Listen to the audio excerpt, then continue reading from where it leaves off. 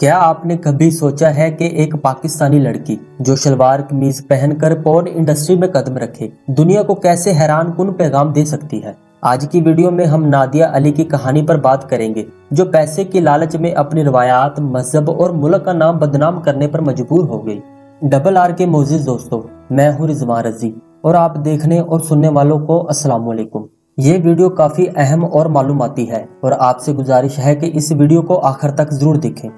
प्यारे दोस्तों, आज हम एक मुतनाज़ा पाकिस्तानी लड़की नादिया अली की कहानी पर बात करेंगे।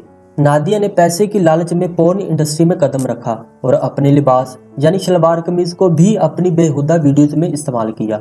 इस वीडियो में हम जानेंगे कि इसने कैसे इस सन्नत में कदम रखा, क्या इसे अमेरिकी सदर की जानब से एक रात की पेशकश की गई थी और पाकिस्तान में इस किस्म की वीडियोज के असरात क्या हैं। नादिया अली 1991 में लाहौर शहर पाकिस्तान में पैदा हुई। कुछ अरसे बाद इनकी फैमिली न्यू जर्सी अमेरिका मुंतकिल हो गई। इनके वालिदैन ने इन्हें बेहतर तलीम और ज़िंदगी फराहम करने के लिए अमेरिका का सफ़र किया, लेकिन इनकी तकवात के बरक्स नादिया ने पैसे की लालच में फहाशी की तरफ कदम बढ़ाया। नादिया अली ने अपने करियर का आगाज एक ब्यूटी सैलून में किया, लेकिन जल्द ही इसे डांस की तरफ रागिब किया गया। एक रात जब इसने क्लब में डांस किया तो इसकी कमाई ने इसे पोर्न इंडस्ट्री में कदम रखने की तरगीब दी। 2015 में नादिया ने पोर्न इंडस्ट्री में बाकायदा कदम रखा और अपने लिबास, शलवार कमीज और हिजाब में फहाशी की वीडियोस बनाई। इसने 20 से ज़ायद पोर्न वीडियोस में हिस्सा लिया, जिनमें एक वीडियो ऐसी भी थी जिसमें इसने तलीमी अंदाज अपनाया और फिर बेहुदा अमल में मशगूल रही। ये भी कहा जाता है कि नादिया अली को डोनाल्ड ट्रंप की तरफ से एक रात गुजारने की पेशकश की गई थी, लेकिन नादिया ने इनकार किया। इसने बताया कि वो अपनी और अपने वालिदैन की तजलील करने के बाद मजीद अपने मुल्क का नाम बदनाम नहीं करना चाहती थी। पैसे की लालच ने नादिया को ऐसे काम करने पर मजबूर किया जो इस्लामी इक़दार के मुखालिफ थे। इस्लामी तालीमात के मुताबिक पैसा कमाना जायज़ है, लेकिन हलाल तरीकों से।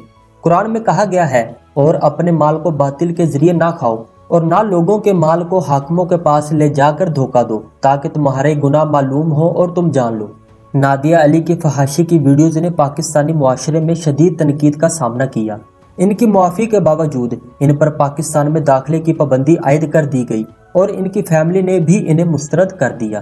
पोर्न इंडस्ट्री की तारीख 23,000 साल पुरानी है और आज भी पुरानी जगहों से ऐसी चीज़ें मिलती हैं जो इस इंडस्ट्री की अक्कासी करती हैं।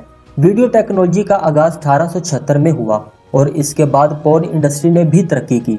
एशिया में टीवी और VCR के आने के बाद पोर्न इंडस्ट्री ने भी अपनी जड़ें मजबूत की। पाकिस्तान में पहली पोर्न फिल्म 1999 में बनी और आज भी कई खुफिया अदारे इस इंडस्ट्री के लिए वीडियोस तैयार करते हैं। पाकिस्तान में पोर्न वीडियोस देखने का रुझान बढ़ रहा है और एक रिपोर्ट के मुताबिक 90 लाख से ज़ायद पाकिस्तानी मर्द रोजाना पोर्न वीडियोस देखते हैं, जबकि 45 से 65% खवातीन भी इसका हिस्सा हैं। भारत में भी यही सूरत हाल है, जहां रोजाना करोड़ों लोग ऐसी वेबसाइट्स का इस्तेमाल करते हैं। नादिया अली की कहानी हमें ये बताती है कि पैसे की लालच इंसान को ऐसे काम करने पर मजबूर कर सकती है जो उसकी तहजीब और असूलों के खिलाफ हों। नादिया अली ने अपनी फनी कामयाबी के लिए ऐसे काम किए जिनका मुआशरती और मजहबी लिहाज से कोई जवाज नहीं था। इस्लाम में औरत की इज्जत और वकार को बहुत अहमियत दी गई है। कुरान मजीद में अल्लाह ताला फरमाता है, और जो लोग मोमिन औरतों को बुराई का इल्जाम देते हैं उन पर अल्लाह की लानत है और उनके लिए सख्त अजाब है। अगर वही औरत इस्लाम को बदनाम करे तो फिर इस्लाम इसके बारे में क्या कहता है, ये हमें कमेंट सेक्शन में जरूर बताइएगा।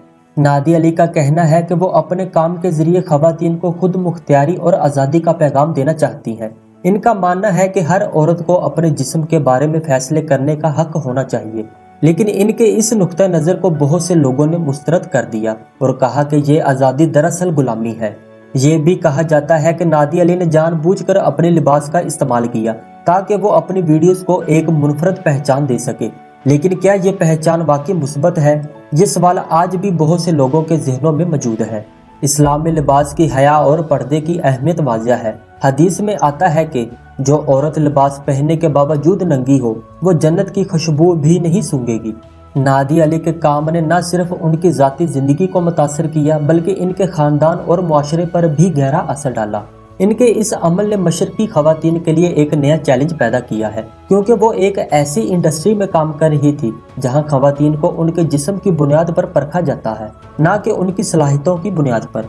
नादिया अली की कहानी हमें ये सिखाती है कि दुनिया की ख्वाहिशात और मकबूलियत के पीछे भागना हमें अपने असूलों और रवायात से दूर कर सकता है।